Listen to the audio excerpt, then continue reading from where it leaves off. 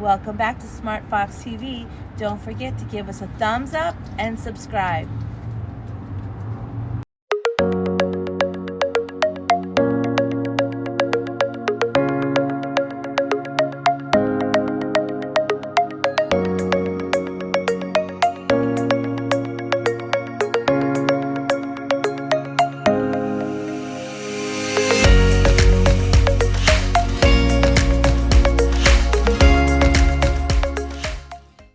Welcome to another Black History segment. Today we'll be covering a woman named Harriet Tubman who may sound familiar to some of you from your history class.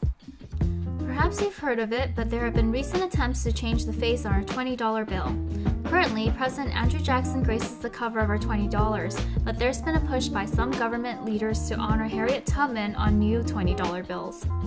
So, who was this woman and what did she do? When America still had slavery, Harriet Tubman, who was a slave, managed to escape her owners. She could have easily lived her life safely in the North, but she chose to serve as a scout, spy, soldier, nurse, and most famously, a conductor of the Underground Railroad.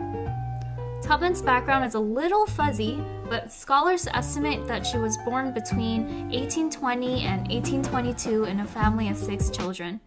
Formerly known as Aramina Ross, she later took on her mother's first name when she married a black man named John Tubman, who was freed. At just age 5, her owners used to rent her out as a maid to neighbors. Even at age 12, she showed remarkable bravery and resistance to slavery when she stopped her owner from beating a slave who had attempted to escape. Unfortunately, her owner hit her and left her with a lifetime of headaches and sudden daytime sleepiness.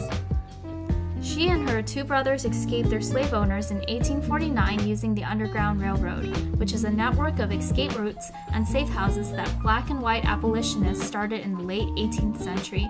Her husband didn't want to go with them and would later remarry someone else. Tubman returned to the South and successfully helped dozens of escapees, which led slave owners to post a $40,000 reward to have her captured or killed. She became known as the Moses of her people and was never caught and never lost any of the people she attempted to help. Thanks to her work in the Underground Railroad, she became very familiar with the towns and transportation in the South, and that actually proved really useful for the Union during the Civil War between the North and the South. Working as a Union spy and scout, she would sometimes disguise herself as an old lady and wander the southern streets to gain intel from the enslaved population. She would in turn later help them get food, shelter, and jobs in the North. As a nurse, she worked to help black and white soldiers heal. After the Civil War, Tubman married a Union soldier named Nelson Davis and adopted a daughter. She took part in fighting for women's right to vote and teamed up with other women leaders. She and her husband lived in Auburn, New York, where she spent the rest of her years caring for the elderly in her home. She died in 1913 and was buried with military honors for her contributions.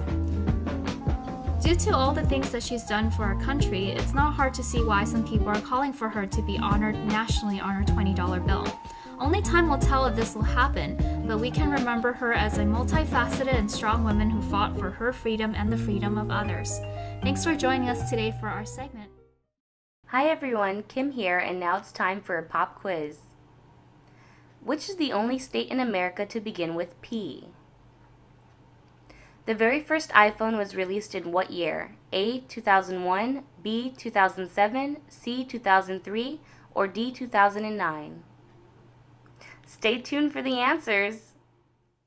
Hello everyone, it's February 17th and now time for the news.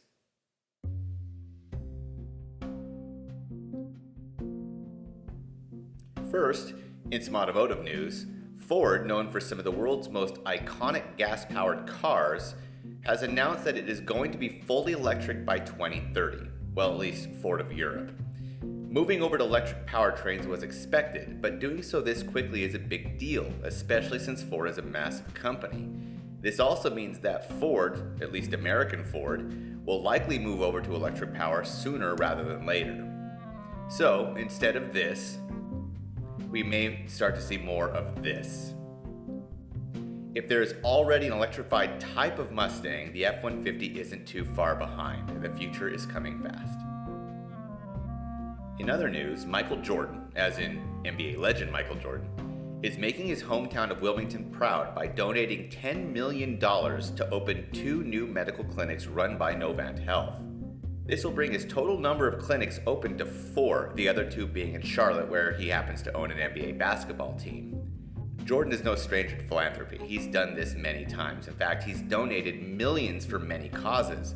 But to donate towards healthcare during the time of a pandemic is a whole nother level. Thank you, and by the way, happy birthday, Michael Jordan. It's also his birthday today.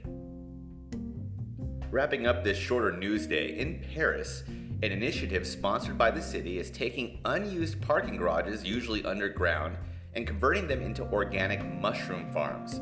This clever use of space isn't unique to France, though. In the United States, other startups have been doing something very similar, taking rooftops, for example, and turning them into urban gardens.